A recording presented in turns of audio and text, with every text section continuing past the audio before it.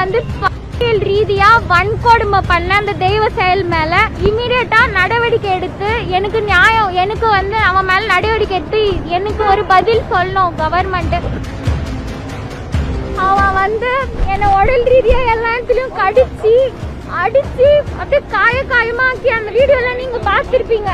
20 பெண்கள் மொத்தம் பெண்களை வச்சு இல்லீகலா பிசினஸ் பண்றான். என்னையே அவன் போக சொன்னான்.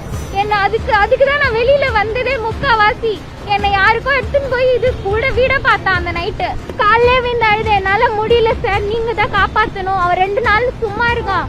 3வது நாள் சைக்கோ மாதிரி வந்து டார்ச்சல் பண்றான். என்னால காலேஜ் போக முடியல. அவனால என் படிப்பும் போயிட்டு எக்ஸாம் எழுதல. நான் எந்த எக்ஸாமுமே எழுதல. தெய்வ செயல் மேல வந்து கம்ப்ளைண்ட் எடுக்க சொல்லி நாங்க அலையாத இடமே கிடையாது. இப்போ லாஸ்டா வந்து நாங்க இங்க வந்திருக்கோம். ஐஏஜி சார் வந்து அவன் மேல வந்து தக்க நடவடிக்கை எடுக்கப்படும். எங்க அப்பா கொடுத்த ஒரு பொண்ணு சேஃப்டிக்காக கொடுக்க வந்த ஒரு மனுவை வச்சு எஃப்ஐஆர் போட்டிருக்காங்க. அதுவும் 10ஆம் தேதி போட்டிருக்காங்க. 10ஆம் தேதியில இருந்து நான் 15ஆம் தேதி போய் கேக்குறேன். 15ஆம் தேதி வந்து அந்த மனுவை வந்து காட்டுறாங்க இதுதான்ட்டு.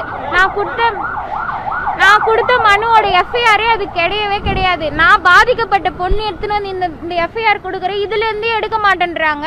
அப்பா சேஃப்டிக்காக கொடுத்ததை எடுத்து என்னையே வந்து இந்த மனு நாங்க வாங்க மறுக்கிறோம் அப்படின்ட்டு என் மேல தப்பு இருக்க மாதிரி இப்ப எல்லார்கிட்டயும் சொல்லிட்டு இருக்காங்க. அந்த அரக்கோணம் AWPSல இருக்கிற எல்லா போலீஸுங்களுமே அவங்க வந்து 10ஆம் தேதி வந்து இது மனு எஃப்ஐஆர் போட்டிருக்காங்க. இன்னைக்கு வரையும் அக்யூஸ்ட வந்து வெளியில தான் விட்டுட்டு இருக்காங்க. கேட்டா ஸ்பெஷல் டீம் போட்டு புடிச்சிட்டு இருக்கோம் அப்படின்னு சொல்றாங்க.